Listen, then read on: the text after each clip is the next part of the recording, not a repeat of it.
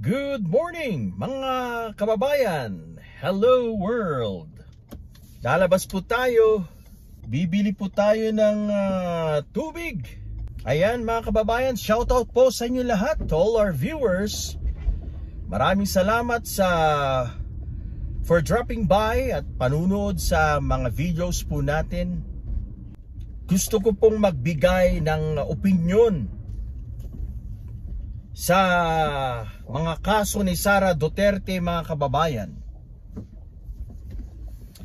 Alam niyo mga kababayan, ang tingin ko po ay hindi sasantuhin ni Pangulong Bongbong Marcos itong si Sara Duterte. Siguro nagtatanong kayo kung bakit hindi niya sasantuhin ang Vice Presidente. Sapagkat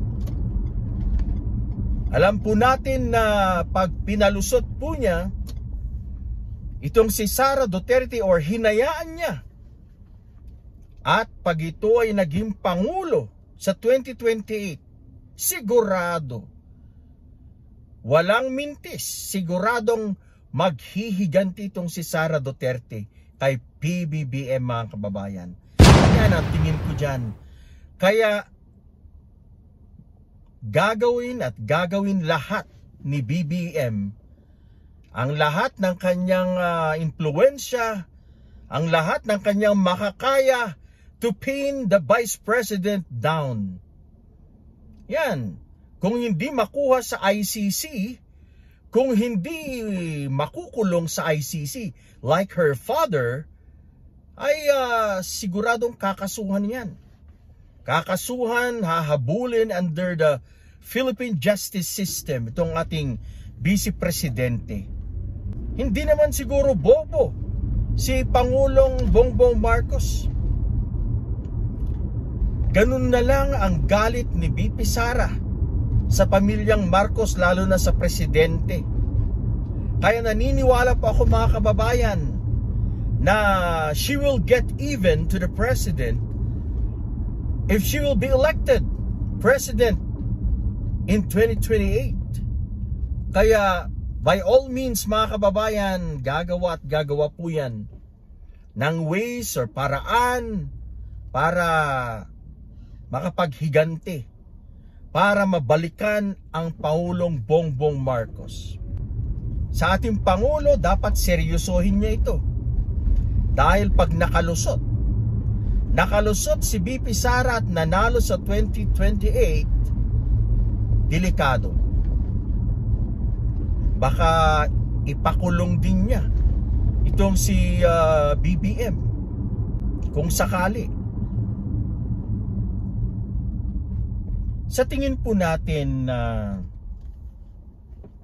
pinaghahandaan na po ng abogado ng ating gobyerno na patawan po ng kaso kung hindi man po madampot ito ng ICC ang ating Vice Presidente.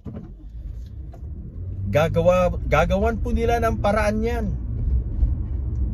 Gagamitan ni PBBM ng influence yan, ng impluensya, para makasuhan at makulong ang ating Vice Presidente. Ulitin ko, otherwise, pag hindi yan nagawa ng Pangulong Bongbong Marcos, siya ang malalagot kay Sara Duterte pagdating ng 2028, pag makalusot po siya bilang Pangulo ng Pilipinas.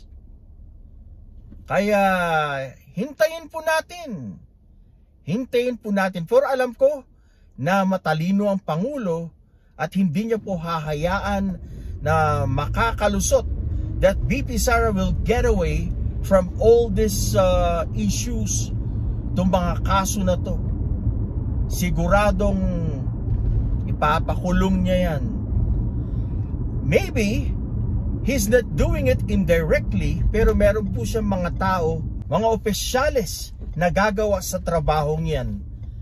He may not be doing it directly, pero gagawin po ito ng kanyang mga opisyal sa gobyerno para kasuhan at ipakulong itong si Sara Duterte. Mga kababayan, kung mangyayari po yan, hindi naman po pag-persecute sa BP Sara Duterte or kay Sara Duterte, sapagkat maliwanag naman po na nagkasala sa batas, nagkasala sa ating bayan, nagkasala sa mga Pilipino si BP Sara. Kaya tama lang yan kung yan ang gagawin ni PBBM. Kaya maghihintay po tayo. And I'm so excited, mga kababayan, because I want to see this lady Vice President na mabigyan po ng something, mapanagot sa kanyang mga pinaggagawa laban po sa ating mga kababayan at sa pagiging traidor ng bayan. Maraming pong salamat sa panunood. This is only a short commentary, short opinion lang po ito. Ito ay isang opinion, mga kababayan. Ito ang ating pananaw. Anyway, isang magandang umaga po sa inyo lahat dyan sa North America at magandang madaling araw sa Pilipinas. Maraming pong salamat.